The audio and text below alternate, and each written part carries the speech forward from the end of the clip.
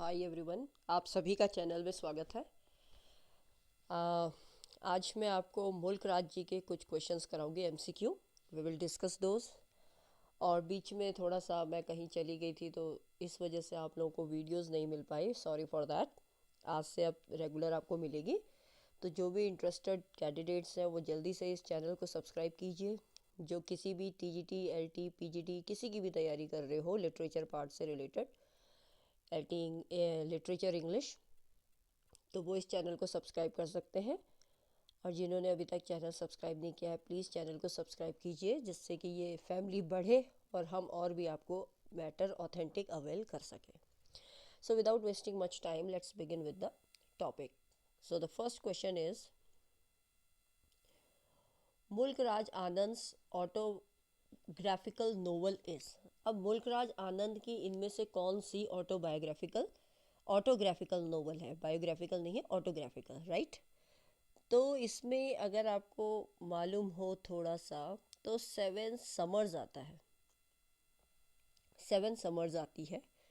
अगर हम बात करें मुल्क राज जी की, तो 1950 में, थोड़ा ध्यान से समझिएगा, 1950 में मुल्क राज आनंद जी ने एक प्रोजेक्ट में काम करने की सोची।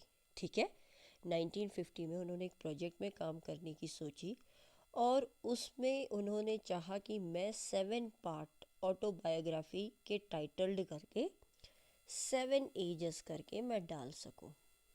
7 जो एजेस होती हैं मैन की 7 एज, 7 एजेस, उसको मैं क्या कर सकूं, प्रोजेक्ट कर सकूं या लिख सकूं ऑटोबायोग्राफी। लेकिन होता क्या है कि ये जो 7 पार्ट होते हैं, ये 7 के 7 पार्ट नहीं हो पाते कंप्लीट किसी कारणवश। तो जो शुरुआत में होते हैं तो वो सिर्फ 4 पार्ट्स को ही वो कर पाते हैं बिगिनिंग में। अगर बिगिनिंग की बात करूँ तो 1950 में उन्होंने सोचा था और 1951 में वो 4 पार्ट्स से शुरू करते हैं, 4 पार्ट्स को कंप्लीट कर पाते हैं शुरुआत में, और जिसका नाम होता है 7 समर्स। आई होप उसके बाद इनकी और भी आई, द फॉल, मॉर्निंग फेसेस आई, confession of the lover and bubble.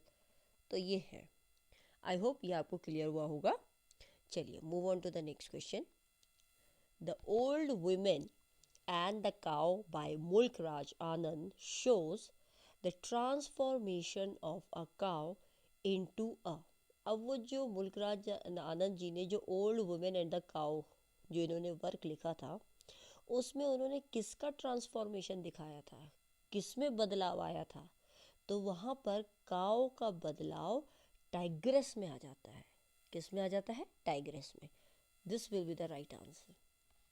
ठीक है, तो ओल्ड वुमेन काउ में एक, सिर्फ और सिर्फ एक ही आनंद का नोवेल है जहाँ पर विमेन को उसका सेंट्रल पार्ट माना गया है और प्रेजेंट किया गया है कि विमेन की क्या प्रॉब्लम्स हैं, विमेन्स की क्या सफरिंग है। और ये नोवेल बहुत ही ज़्यादा ट्रांसफॉर्मेशन लाता है किसी भी कैरेक्टर में। और वो कैरेक्टर जो यहाँ पर है, that is your Gauri. Character क्या है? गौरी, GAURI, गौरी। तो विमेन के अंदर, मतलब विमेन कितनी प्रॉब्लम से जूझ रही है, क्या सफरिंग्स है, उसके बारे में यहाँ पर जिक्र किया गया है। So I hope this answer is clear to everyone. Tigress is the right answer, 7 summers पहले वाले का है। Moving on to the third question. Name the first novel of Mulk Raj Anand which carried a preface by E.M. Foster that won him worldwide recognition। ऐसा कौन सा novel है जिसने मुल्क राज आनंद जी को पूरे संसार में क्या कर दिया था, उनको एक उपलब्धि प्राप्त हो गई थी, उन्होंने मेडल जीत लिया, एक तरफ से विख्यात हो गए थे वो। तो ऐसा कौन सा काम था उनका? तो यस, ऑफ कोर्स, वो जो काम था वो सब जानते हैं, दैट इज़ योर अनटचेबल। ये पब्लिश हुई थी 1935 में, ये पब्लिश हुई थी। ठीक है, और ये एक चिलिंग एक्सपोज, मतलब लाइफ जो इंडियाज़ की जो अनटचेबल कास्ट होती हैं, एक्चुअली 1935 में ये पब्लिश हुई थी। तो जब देश आज़ाद नहीं हुआ था तब का पीरियड है। तो वहाँ पर उस समय टचेबल बहुत ज़्यादा था, छुआछूत की वो थी। तो इस वजह से मुल्क राज आनंद ने इस पब्लिक, मतलब इसको लिखा, अनटचेबिलिटी को। तो ये बहुत ज़्यादा उनको फेम कमा के दिया और ये पूरे उसमें फेमस हो गए। नेक्स्ट क्वेश्चन है, the barley landlord in the barbers trade union is named. अब कहते हैं कि ये जो ये बर्ली जो लैंडलॉर्ड है, जो बार्बर्स ट्रेड का नाम यूनियन दिया गया है, ये किसका नाम दिया गया है, किसको दिया है? तो इसमें विजय चंद जो रहता है वो एक कैरेक्टर रहता है। किसमें? बार्बर्स, जो ये बार्बर्स जो आपकी ये है द बार्बर्स ट्रेड यूनियन, इसमें विजय चंद्र करके एक कैरेक्टर रहता है। ठीक है, तो ये जो कैरेक्टर रहता है इसमें जो स्टोरी जो है ये बहुत ही प्यारी है, बहुत ज़्यादा इंस्पिरेशनल है, मतलब इंसान को एक इंस्पिरेशन देती है, कुछ ना कुछ प्रेरित करती है किसी भी सिचुएशन में। वेदर चाहे आप अपने ऑफिस में हो, चाहे आप स्कूल के बच्चे हो, या आप कोई भी हो, तो अगर इस नोवेल को, अगर इस वर्क को पढ़ा जाए तो ये कहीं ना कहीं प्रेरणा देती है। और इसमें जो मुख्य जो कैरेक्टर है that is your Vijay Chand.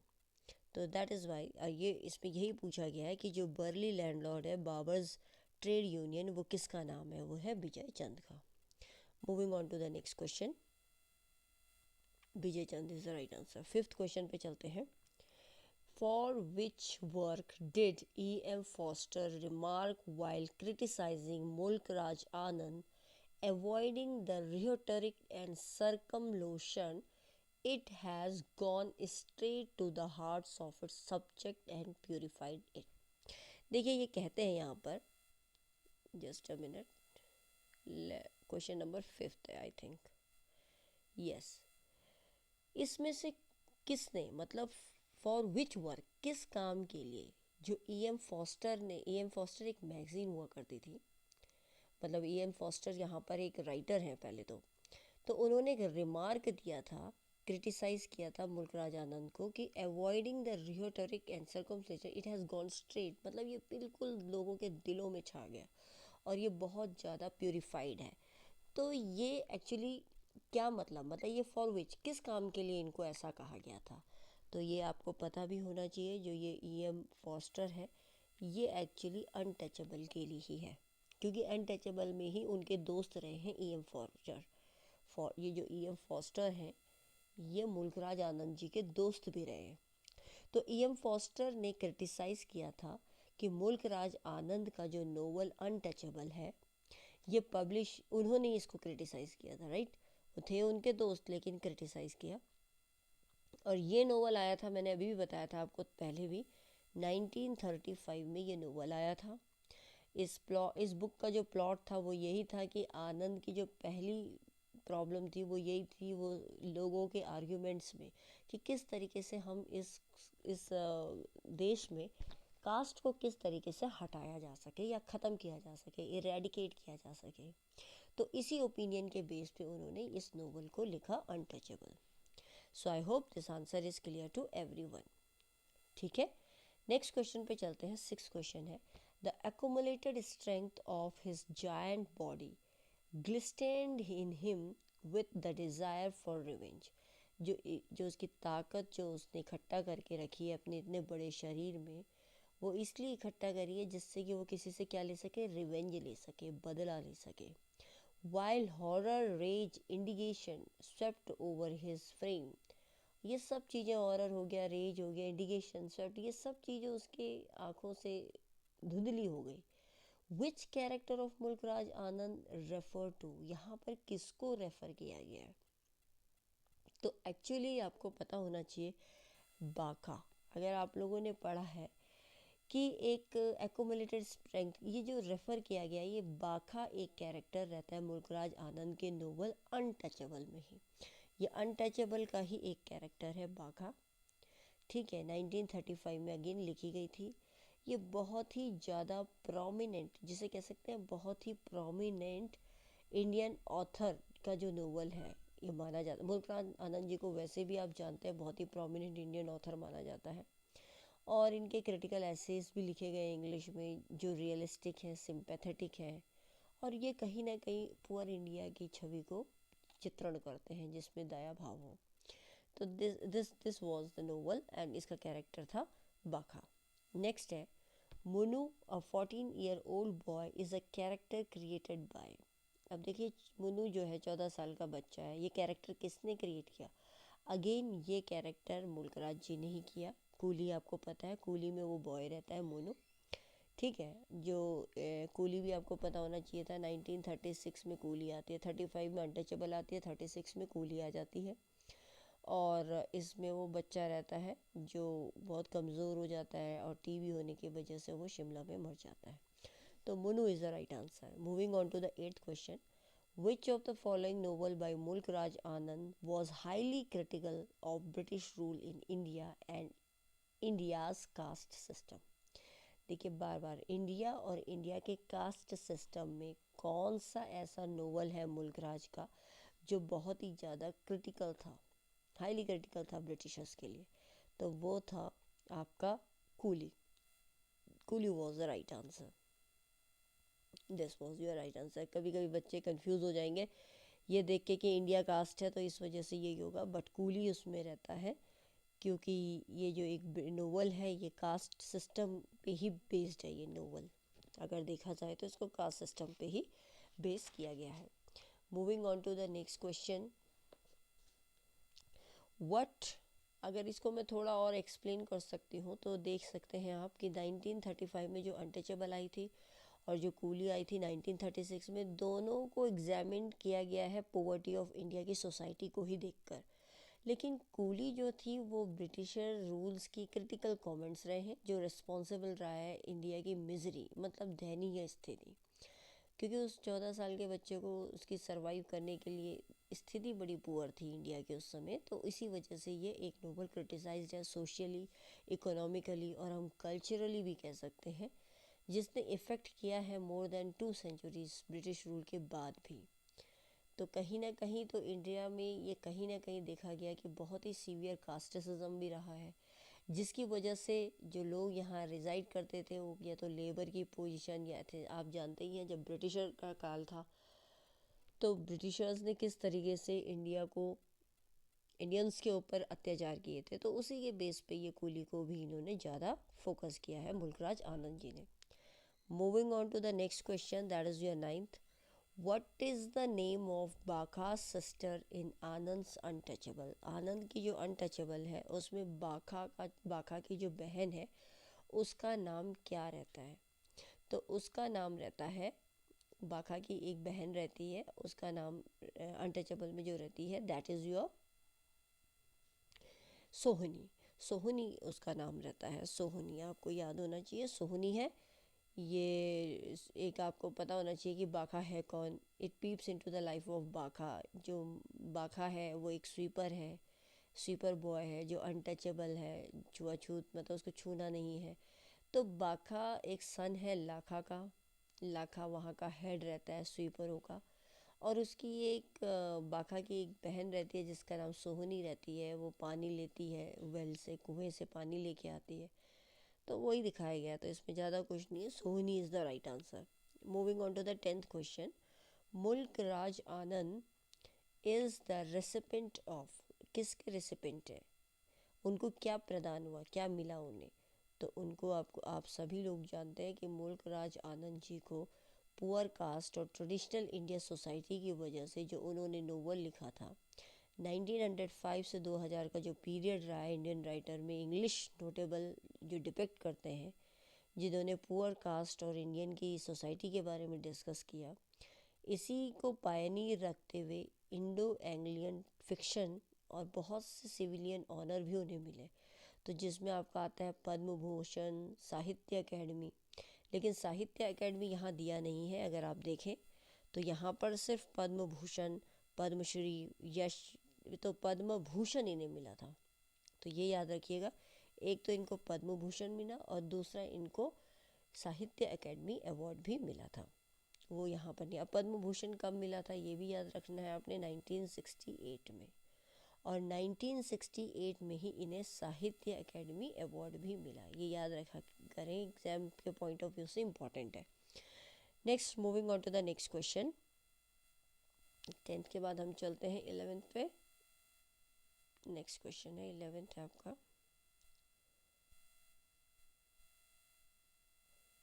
Yes 11th है। देखिए, हु एमंग द फॉलोइंग, ये क्वेश्चन को थोड़ा सा ध्यान से देखिए, who among the following combines anthropology, history and fiction. अब देखिए तीनों चीज़, एंथ्रोपोलॉजी भी डाल दी, मानव विज्ञान भी डाल दिया, हिस्ट्री भी डाल दी, फिक्शन भी डाल दी, तो ऐसे कौन थे?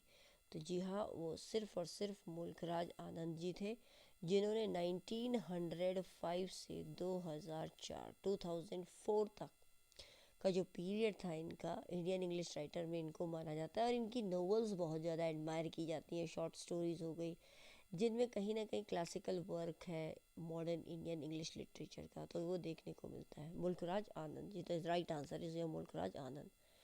Next, moving on to the next question, 12th है, Mulk Raj Anand about one of his female characters says Gauri is my tribute to Indian womanhood, in which novel does Gauri appear. तो गौरी कौन से नोवेल में मुल्कराज आनंद जी की आती है? तो आपको थोड़ा ध्यान हो, अभी हमने थोड़ी देर पहले आगे पढ़ा, that is your the old women and the cow, जहाँ पर वो जो वुमेन है वो गौरी को ही संबोधित कर रही है, जो बाद में टाइग्रेस बन जाती है। और ये वर्क आया था इनका 1960 में। नेक्स्ट क्वेश्चन है 13th, Mulk Raj Anand father was a clerk in, Mulk Raj Anand ji के जो फादर थे वो कहाँ क्लर्क का काम करते थे, कहाँ करते थे वो? तो वो करते थे आर्मी में। और उस समय आप जानते हो आर्मी कौन सी थी? ब्रिटिश की आर्मी थी, जिसे डोगरा रेजिमेंट कहते थे। तो ब्रिटिश आर्मी नहीं दिया है तो आर्मी दिया है, तो आप समझ जाइए उस समय ब्रिटिश का ही पीरियड था। नेक्स्ट क्वेश्चन आता है 14th, a novel written by Mulk Raj Anand is entitled. तो आप जानते ही हैं जो नोवेल मुल्कराज आनंद जी द्वारा लिखा गया है वो अनटाइटल्ड किस में है? द अनटचेबल, एन अनटचेबल, या फिर अनटचेबल, या अनटचेबल्स। तो सिर्फ और सिर्फ एक ही आंसर है, अनटचेबल। इसी नाम से उसको क्या किया गया था? लिखा गया था, एंटाइटल किया गया था। और आप जानते हैं ये बुक ने इंस्पायर किया था बहुत से आंट्स के एक्सपीरियंसेस को, किस तरीके से लेडीज़ अपना मील करती हैं विद मुस्लिम वुमेन, किस तरीके से वो आपस में मिल के रहती हैं आउट ऑफ द कास्ट, मतलब वहाँ पर कास्टिसिज्म नहीं दिखाई गई, फिर इसीलिए उसको अनटचेबल कहा गया। नेक्स्ट क्वेश्चन है क्वेश्चन नंबर 15। क्वेश्चन नंबर 15 में है, where was Mulk Raj Anand born. तो मुल्कराज आनंद जी का जन्म कहाँ होता है? पहले तो इनका जन्म कब होता है, वो है 12 दिसंबर महीने। देखिए महीना आपसे कोई नहीं पूछेगा, लेकिन ईयर ज़रूर पूछ सकता है एग्जामिनर, तो ईयर आपको याद होना चाहिए। 1905 में मुल्कराज जी का जन्म हुआ था पेशावर में। कहाँ हुआ था? पेशावर में हुआ था, जो कि अब उस ब्रिटिश इंडिया के टाइम पे पेशावर था, अब वो पाकिस्तान में है। तो ये एक इंडियन राइटर रहे हैं, English notable for the depiction, लोगों की गरीब कास्टिज्म के ऊपर, इन्होंने इंडियन सोसाइटी के ऊपर बहुत ज़्यादा वर्क किया था। नेक्स्ट क्वेश्चन है आपका 16th क्वेश्चन है, how many books did Mulk Raj Anand publish before 1935। तो मुल्कराज आनंद जी 1935 से पहले कितनी बुक्स को पब्लिश कर चुके थे? तो इसका आंसर आपका आएगा 4। अगर आपका आंसर है इसमें दे रखा है 10 है, 6 है, 5 है, 4 इसका ऑप्शन आएगा। 4 किस तरीके से आएगा वो ये है, एक्चुअली मुल्कराज आनंद जी ने 5 बुक्स को पब्लिश किया था बिफोर 1900। अच्छा एक मिनट रुकिए, जो थोड़ा क्वेश्चन में मैंने गलत कर दिया है, 16 का 5, क्योंकि इन्होंने 5 बुक्स को क्या किया था 1935 से पहले पब्लिश किया था। एक उसमें कौन कौन सी थी ये ध्यान देना है आपने। एक तो थी पर्शियन पेंटिंग, लिख लीजिए चाहे मैं आपको डिक्टेट कर रही हूँ, यहाँ पर लिखने में थोड़ा सा स्पेस कम है। पर्शियन पेंटिंग हो गया। नेक्स्ट आता है आपका curries and other Indian dishes, curries and other Indian dishes, ये दूसरी थी। तीसरी थी the Hindu view of art, क्या थी? The Hindu view of art. चौथी थी द गोल्डन ब्रेथ, चौथी थी द गोल्डन ब्रेथ। और पांचवी थी the lost child and the other stories. The lost child and the other stories. तो आई होप आपको ये याद रहेंगे कौन कौन सी वो 5 थी जो 1935 में से पहले ही इन्होंने क्या कर ली थी, मुल्क राज जी ने पब्लिश कर ली थी। Next, moving on to the next question, that is your 17th question है आपका, Mulk Raj Anand died in the year. अब इनकी डेथ कब होती है? तो इनकी जो डेथ है वो होती है, एक्चुअली इनका जन्म भी आपको याद रखना है, 1905 में इनका जन्म होता है। वो होता है पेशावर में। और 28 सितंबर, आपका कोई पूछेगा नहीं, डेट कोई नहीं पूछेगा, ईयर पूछेगा, तो 2004 में इनकी डेथ हो जाती है। तो 2004 में इनकी डेथ हो जाती है। किसकी डेथ हो जाती है? मुल्क राज आनंद जी की, जो कि कहाँ बॉर्न हुए थे? एक क्षत्रिय फैमिली में बॉर्न हुए थे। तो दैट इज़ योर 2004।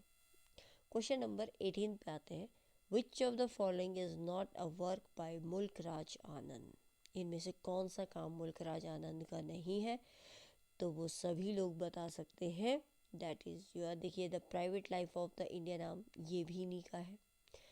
कूली भी इनका है, कनथपुरा भी इन्हीं का है। बहुत से लोगों को sorry, two leaves and a bird, ये भी इनका है। लेकिन कनथपुरा जो है वो इनका नहीं है, मुल्कराज आनंद जी का वर्क नहीं है। तो third one is your the right answer, जो वर्क मुल्कराज आनंद जी का नहीं है। बाकी ये भी है, ये भी है, ये भी है।